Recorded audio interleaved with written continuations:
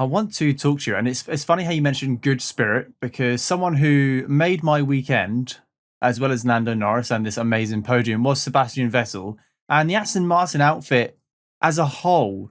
So up into this race, they've been nowhere. Completely overhyped in pre-season, in the pre-season, in the winter testing. They were, it was going to be this massive new team coming in, wiping the floor of everyone, potentially challenging for P3, and they've just been absolutely nowhere. But this weekend, obviously very track dependent, and we don't know how that car performs elsewhere, whether it was upgrades or whether it was just because it was Monaco and it's not too power dependent. Probably the case.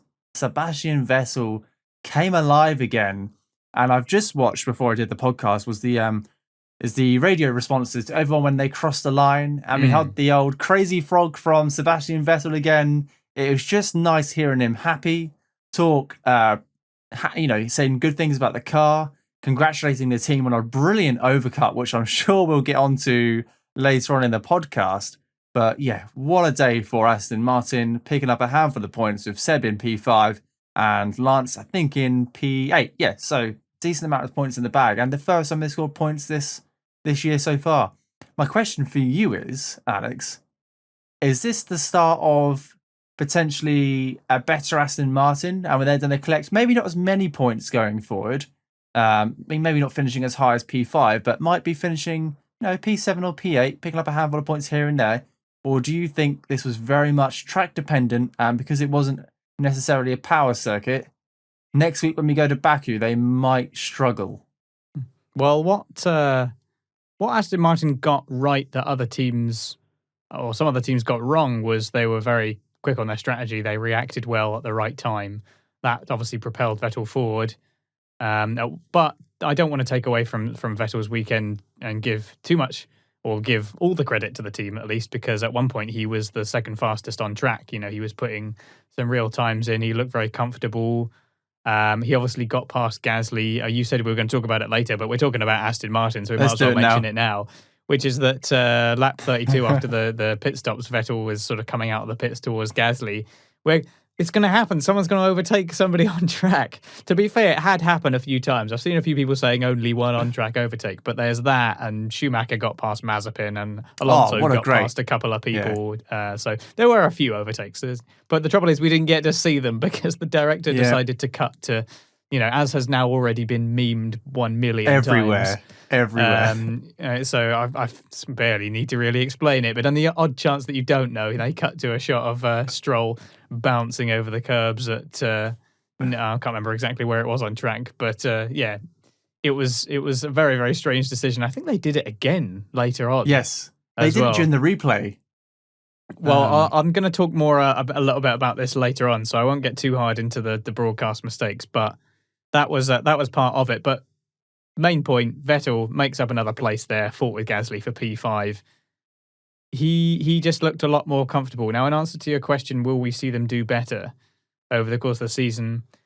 Very hard to tell, but I think at the very least this will be a big confidence boost for them and show that if they can keep consistency with things like their strategy and their pit stops, sometimes you don't need to have the ultimate car when you can make the right decision at the right time strategy-wise.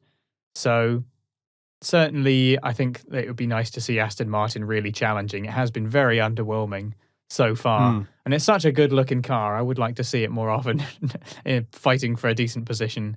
I do also want to see Sebastian Vettel get a little bit more success again, and to prove the naysayers wrong. It's so strange that everyone, well, not everyone, but so many people, certainly the vocal majority of people are willing him on, and come on, Sebastian Vettel, we want to see him smile again. We want to see the finger, which did come back. We did see the finger at the end.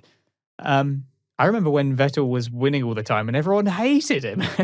I know. Everyone was hating on Sebastian Vettel and that stupid finger, and he's so arrogant and he doesn't play the team game. And now because he's suffering, everyone wants him to do well again. It's funny how what I love about Seb? It is. I love Inspector Seb. At the end of every single race, he'll have a little nose at the race-winning car. And normally it's the old Mercedes. He's either putting his foot on the tyre and rocking it back and forth, or his head is right in that cockpit looking at all the buttons and switches. But today, or not today, But yesterday, it was the old Red Bull. He was having a look, and I was just wondering what was going through his mind. Because you absolutely would, because at one point he's had all this success with the Red Bull. So I was wondering what was going through his head. But nevertheless, fantastic weekend for Aston Martin, especially Sebastian Vettel. And it was just, I'm smiling when I'm talking about it. It was just good to see that guy happy. Everyone thought he was down and out when he left Ferrari. It was a little bit sad when he did under the circumstances. Went into this new team. Team's been a bit underwhelming this year, but to have a little bit of success, it might have sparked off something. You never know. Q 2 weeks time when we talk about Baku and Aston Martin being at the back of the grid. Baku of the grid, perhaps. Baku of the grid. Aston Martin also receiving the award for least excited sounding race engineers. They seem to have hired some very, very sort of perhaps just very stoic race engineers. And they score their double points. And yes, good drive. Yeah, well safe done. Fuel. Yeah, slow button on. Like, come on. Let's have a bit of hype. A little bit of hype. Where's Don't the get carried away, but a little bit of, I don't know. Poor Lance Stroll with Brad. The saga continues. Oh, blimey. But hopefully a bit more excitement from Aston Martin going forward. And I do hope that we see them fighting for a few more points because, hey, the title race is already nice and close, and why not make it even closer?